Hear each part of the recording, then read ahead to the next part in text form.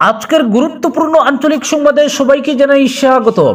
আজ 22 মে বৃহস্পতিবার। আজকের সকালের বিশেষ বিশেষ খবর হলো অবাঞ্ছিত ঘটনা দনেহরিতে ছেলেদরা সন্দেহে মারধর, অরুণোদয় প্রকল্পের বিভিন্ন সমস্যা নিয়ে কাছাড়ের জেলা শাসকের দ্বারস্থ বিধায়ক কমলাক্ষ, আত্মতুষ্টি নয় 26-এর ভোট নিয়ে কর্মকর্তাদের সতর্ক করল বিজেপি, জোরহাটে কার্যনির্বাহী বৈঠক গেরুয়া দলের, চলন্ত ট্রেনের উপর বজ্রপাত, জ্বলে উঠল ট্রেনের একটি অংশ, মাঝ আকাশে শিলাবৃষ্টিতে বিমানের সামনের অংশ ভেঙে পড়ল, পাইলটের অক্লান্ত চেষ্টায় নিরাপদে অবতরণ, সুনাই খাজিডহর থেকে জাল নোট সহ আটক এক, ছত্তিশগড়ে মাওবাদীদের সঙ্গে তীব্র সংঘর্ষ সিআরপিএফ এর, মাওবাদীর অন্যতম নেতা সহ 30 জন খতম, পাক হামলায় ক্ষতিগ্রস্ত মসজিদ, কাশ্মীরে ভাঙ্গা মসজিদ মেরামত ভারতীয় সেনাবাহিনীর।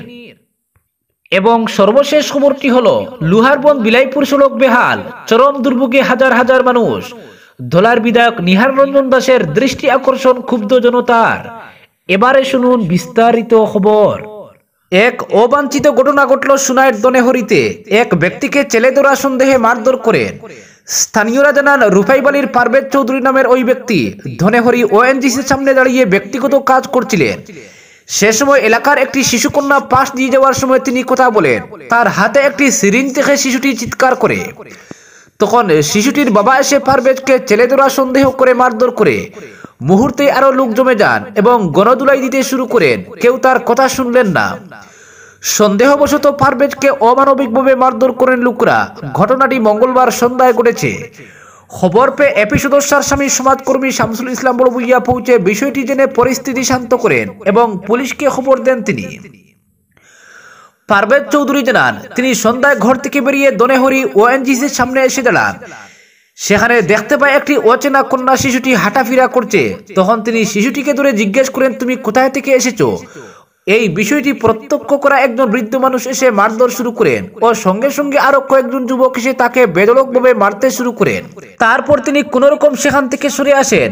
এরপর খবর পেয়ে স্ত্রী পৌঁছে তাকে শিলচর মেডিকেল কলেজে চিকিৎসার জন্য নিয়ে যান এবং সকালে তাকে ঘরে নিয়ে আসেন। পারভেজ চৌধুরীর ঘরে রয়েছেন অসুস্থ বাবা সহ স্ত্রী ও 4 শিশুকন্যা। তার উপর অতর্কিতভাবে হামলার তীব্র ভাষায় নিন্দা জানিয়ে প্রশাসনের কাছে উপযুক্ত বিচারের দাবি জানান স্ত্রী। অপরদিকে অরুণোদয় প্রকল্পের বিভিন্ন সমস্যা নিয়ে কাছাড়ের জেলা শাসকের দ্বারস্থ বিধায়ক কমলাক্ষ দীর্ঘদিন থেকে অরুণোদয় প্রকল্পের সুবিধা লাভ করে এলেও হঠাৎ করে নতুন প্রকাশিত তালিকা থেকে নাম কর্তন করা হলো পুরনো হিতাধিকারীদের। কিছু সংখ্যক পুরনো হিতাধিকারীর নাম নতুন তালিকায় থাকলেও কাটিগুড়া বিধানসভা কেন্দ্রের বিভিন্ন গ্রাম পঞ্চায়েতের অন্তর্গত অসংখ্য পুরনো প্রকৃত সুবিধা প্রাপকের নাম সদ্য প্রকাশিত অরুণোদয়ের তালিকায় নেই। গ্রামবাসীদের অভিযোগ, পূর্বে তাদের নামে অরুণোদয় বরাদ্দ হয়েছিল এবং দীর্ঘদিন থেকে তারা অরুণোদয় প্রকল্পের টাকা পেয়েও আসছেন, কিন্তু হঠাৎ করে তাদের নাম কেটে দেওয়ায় চরম বিপাকে পড়েছেন তারা।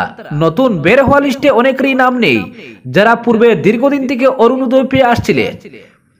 কাটিগুড়ার অসহায় দরিদ্র মানুষের কথা মাথায় রেখে উত্তর করিমগঞ্জের বিধায়ক কমলাক্ষ দেব পুরকায়স্ত বুধবার কাছাড়ের জেলা শাসকের সঙ্গে কাটিগুড়া বিধানসভা কেন্দ্রের অরুণোদয় প্রকল্পের হিতাধিকারীদের সমস্যা সমাধান করতে বিস্তারিত আলোচনা করেন।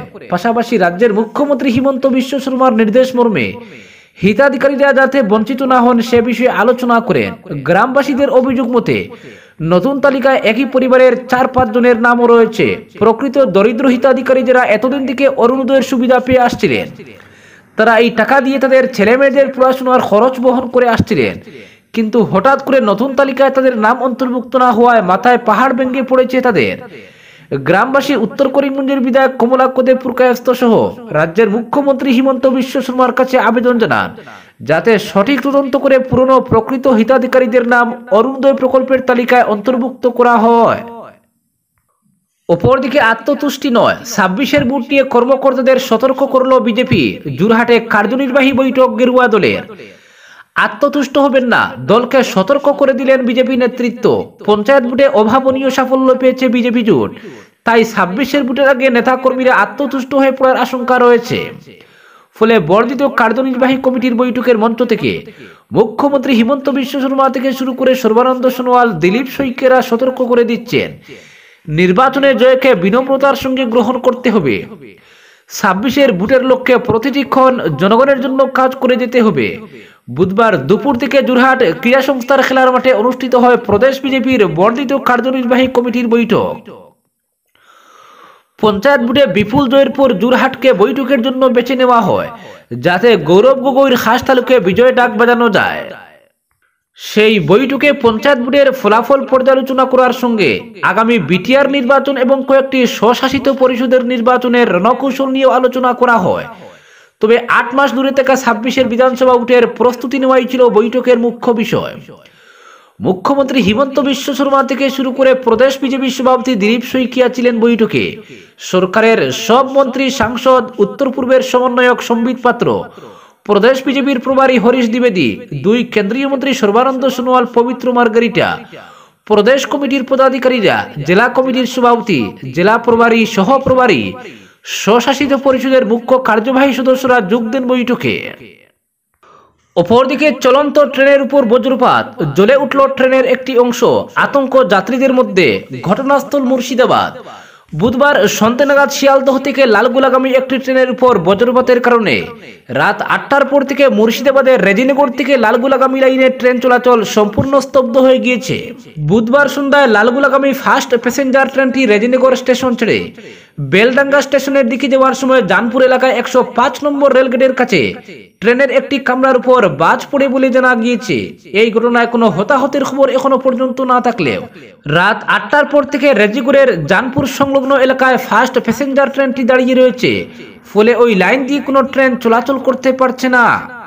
অপরদিকে মাঝ আকাশে শিলাবৃষ্টিতে বিমানের সামনের অংশ ভেঙে পড়ল, পাইলটের অক্লান্ত চেষ্টায় নিরাপদে অবতরণ। মাঝ আকাশে তীব্র এয়ার টার্বুলেন্সের কবলে পড়ল ইন্ডিগো সংস্থার দিল্লি থেকে শ্রীনগরগামী একটি উড়ান। বুধবার সন্ধ্যায় দিল্লি সহ উত্তর ভারতের বিস্তীর্ণ এলাকায় আচমকায় আবহাওয়া অত্যন্ত খারাপ হয়ে যায়। এর ফলে মাঝ আকাশে বিপদে পড়েছিল ইন্ডিগোর ফ্লাইট 6E2142। এদিন বিকেল থেকে গোটা উত্তর ভারতে প্রবল ঝড় বৃষ্টি শুরু হয়। দিল্লিতে প্রায় 97 কিলোমিটার বেগে ঝড় হয়। বহু এলাকায় বিদ্যুৎ সংযোগ বিচ্ছিন্ন হয়ে পড়ে তার জেরে। এহেন প্রতিকূল আবহাওয়ার মধ্যে শ্রীনগরের উদ্দেশ্যে যাত্রা শুরু করে ইন্ডিগোর একটি বিমান 6E2142 বিমানটি আকাশে উড়ার পর থেকেই বারবার খারাপ আবহাওয়ার শিকার হয়। প্রবল জাকুনি শুরু হয় বিমানের মধ্যে। আতঙ্কিত হয়ে পড়েন যাত্রীরা। বিমানের গায়ে আছড়ে পড়তে থাকে একের পর এক শিলা, তাতে আরো বেশি করে কাঁপতে থাকে গোটা বিমানটি। ভয় দৌড়ানো এমন বেশ কিছু ভিডিও ভাইরাল হয়েছে সোশ্যাল মিডিয়ায়। তবে প্রচুর সমস্যার মধ্যে বিকেল 6:30 নাগাদ পাইলটের অক্লান্ত চেষ্টা বিমানটি নিরাপদে অবতরণ করে শ্রীনগর বিমানবন্দরে নামার পর দেখা যায় ভেঙে গিয়েছে উড়ানের সামনের দিকের কিছুটা অংশ। অপরদিকে ফের জাল নোট ধরা পড়ল। সোনাই পুলিশ জাল নোট সহ এক ব্যক্তিকে আটক করেছে। বুধবার শিলচর আইজল জাতীয় সড়কের কাজীডোহর সংলগ্ন এলাকায় একটি অটোতে তল্লাশি চালিয়ে 500 টাকার জাল নোটের বান্ডিল উদ্ধার করে পুলিশ। পাশাপাশি এক ব্যক্তিকে পাকড়াও করা হয়। ধৃত ব্যক্তি সোনাইয়ের নগদিগ্রাম 4th খণ্ডের বাসিন্দা সেলিম উদ্দিন ববুইয়া। জাল নোটের বান্ডিলে 500 টাকার 126টি জাল নোট ছিল, মোট 63,000 টাকা। অপরদিকে ছত্তিশগড়ে খতম 30 মাওবাদী। নিরাপত্তা বাহিনীর সঙ্গে মাওবাদীদের জোর লড়াই হয়। এরপরই এই 30 জন মাওবাদীর মৃত্যু হয়েছে বলে খবর মিলেছে। মৃতদের মধ্যে মাওবাদীদের অন্যতম নেতা নাম্বালা কেশবরাও ওরফে বাসবরাজ মৃত্যু হয়েছে বলেই খবর। তার উপর 1 কোটি টাকার পুরস্কার ঘোষণা করা হয়েছিল। নারায়ণপুর জেলাতে নিরাপত্তা বাহিনীর সঙ্গে মাওবাদীদের জোর সংঘর্ষ বাদে উভয় পক্ষের মধ্যে জোরালো গুলি বিনিময় ঘটে। পুলিশ সূত্রে খবর, এরপরই ধীরে ধীরে মাওবাদীরা পিছু হটতে থাকে। নিরাপত্তা বাহিনীর প্রতিরোধের সামনে তারা অসহায় বোধ করতে থাকে। বুধবার সকাল থেকে শুরু হয় এই অপারেশন। গোটা এলাকা ঘিরে ফেলে নিরাপত্তা বাহিনীর জওয়ানরা। এরপরই দুপক্ষের মধ্যে গুলি বিনিময় শুরু হয়ে যায়। নারায়ণপুর, বিজয়ওয়াড়া এবং দান্তেওয়াড়া জেলার ডিআরজি এই অপারেশনের নেতৃত্ব দেন।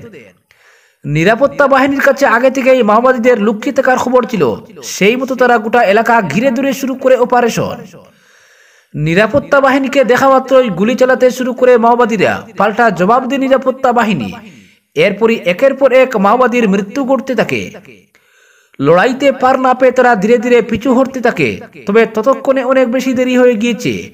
নিরাপত্তা বাহিনীর গুলির শিকার হয়ে বহু মাওবাদী প্রাণ হারিয়েছে।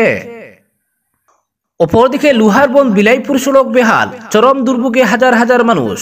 কমাস ধরে শিলচর দুয়ারবন্দ লুহারবন্দ বিলাইপুর পূর্ত সড়কটি অত্যন্ত বেহাল অবস্থায় পড়ে থাকায় হাজার হাজার জনগণ চরম অসুবিধার সম্মুখীন হচ্ছেন। লুহারবন্দ থেকে বিলাইপুর পর্যন্ত রাস্তার প্রায় 3 কিলোমিটার অংশ অত্যন্ত বেহাল। রাস্তার মধ্যে একের পর এক গর্তের সৃষ্টি হয়েছে। গর্তগুলোতে পুকুর সম জল জমে রয়েছে। রাস্তা দিয়ে যানবাহন চলাচল করতে পারছে না। রাস্তার কোথাও ফেসে রয়েছে যানবাহন। ফেসে যাওয়া যানবাহনগুলো ঠেলে ঠুলে পার করতে স্থানীয় জনগণকে দিতে হচ্ছে 1000 থেকে 1500 টাকা।